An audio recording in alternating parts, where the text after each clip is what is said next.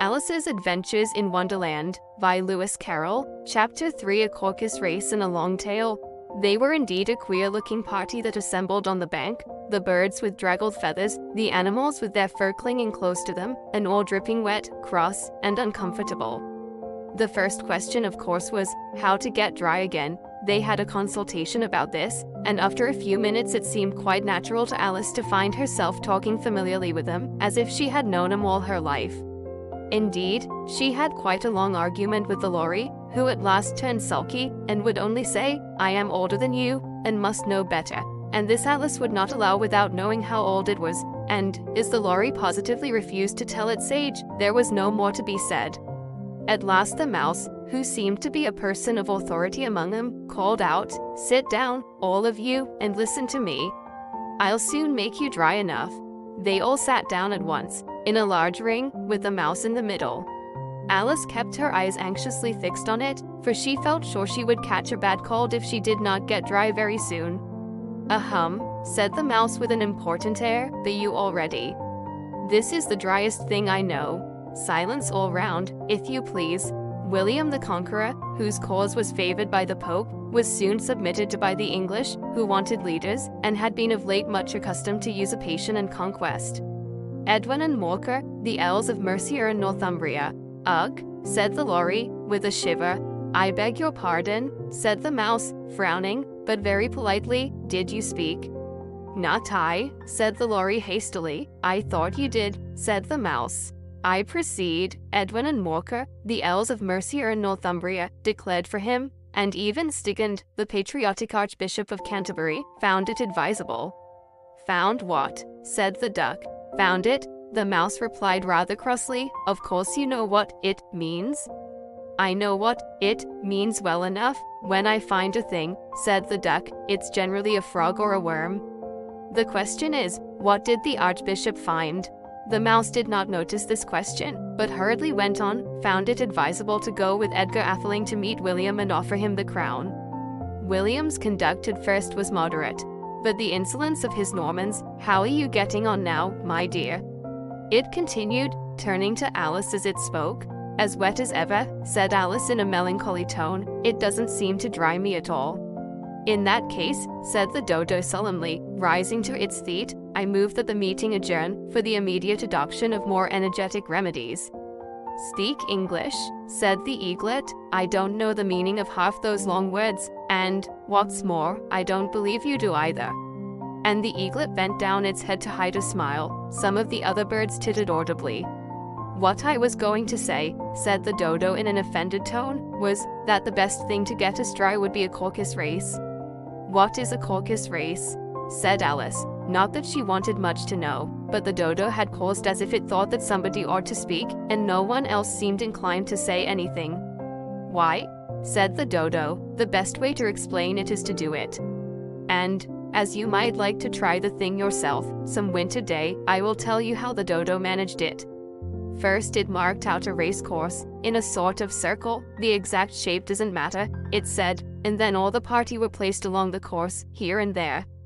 There was no 1, 2, 3, and away, but they began running when they liked, and left off when they liked, so that it was not easy to know when the race was over. However, when they had been running half an hour or so, and were quite dry again, the Dodo suddenly called out, 'The race is over.' And they all crowded round it, panting, and asking, 'But who has won?' This question the Dodo could not answer without a great deal of thought, and it sat for a long time with one finger pressed upon its forehead, the position in which you usually see Shakespeare in the pictures of him, while the rest waited in silence. At last the Dodo said, 'Everybody has won, and all must have prizes.' 'But who is to give the prizes?' quite a chorus of voices asked. 'Why, she, of course,' said the Dodo, pointing to Alice with one finger, and the whole party at once crowded round her, calling out in a confused way, 'Prizes! Prizes!' Alice had no idea what to do, and in despair she put her hand in her pocket, and pulled out a box of comfits. Luckily the salt water had not got into it, and handed them round as prizes. There was exactly one apiece all round. That she must have a prize herself, you know, said the Mouse. "Of course," the Dodo replied very gravely. "What else have you got in your pocket?" he went on, turning to Alice. "Only a thimble," said Alice sadly. "Hand it over here," said the dodo. Then they all crowded round her once more, while the dodo solemnly presented the thimble, saying, "We beg your acceptance of this elegant thimble," and, when it had finished this short speech, they all cheered. Alice thought the whole thing very absurd, but they all looked so grave that she did not dare to laugh, and, as she could not think of anything to say, she simply bowed, and took the thimble, looking as solemn as she could. The next thing was to eat the comfits. This caused some noise and confusion, as the large birds complained that they could not taste theirs, and the small ones choked and had to be patted on the back. However, it was over at last, and they sat down again in a ring, and begged the mouse to tell them something more.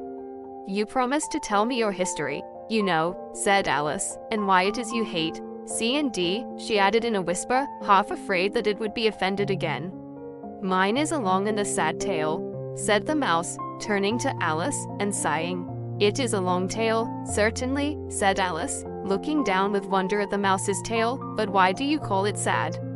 And she kept on puzzling about it while the mouse was speaking, so that her idea of the tale was something like this. Fury said to a mouse that he met in the house, "Let us both go to law. I will prosecute you. Come, I'll take no denial. We must have a trial, for really this morning I have nothing to do." Said the mouse to the cur, "Such a trial, dear sir, with no jury or judge, would be wasting our breath." "I'll be judge, I'll be jury," said cunning old Fury. "I'll try the whole cause, and condemn you to death." "You are not attending," said the mouse to Alice severely. "What are you thinking of?" "I beg your pardon," said Alice very humbly. "You had got to the fifth bend, I think?" "I had not," cried the mouse, sharply and very angrily. "And not," said Alice, always ready to make herself useful, and looking anxiously about her. "Oh, do let me help to undo it." "I shall do nothing of the sort," said the mouse, getting up and walking away. "You insult me by talking such nonsense." "I didn't mean it," pleaded poor Alice. "But you're so easily offended, you know." The mouse only growled in reply, "Please come back and finish your story." Alice called after it, and the others all joined in chorus, "Yes, please do." But the mouse only shook its head impatiently and walked a little quicker.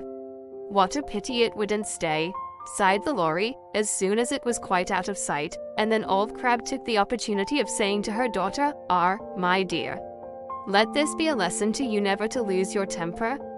"Hold your tongue, Mar," said the young crab, a little snappishly.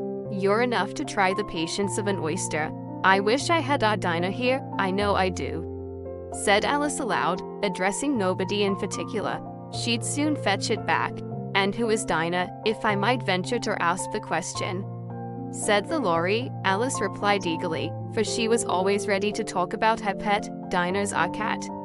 And she's such a capital one for catching mice you can't think. And oh, I wish you could see her after the birds. Why, she'll eat a little bird as soon as look at it." This speech caused a remarkable sensation among the party. Some of the birds hurried off at once. One old magpie began wrapping itself up very carefully, remarking, "I really must be getting home, the night air doesn't suit my throat." And a canary called out in a trembling voice to its children, "Come away, my dears. It's high time you were all in bed."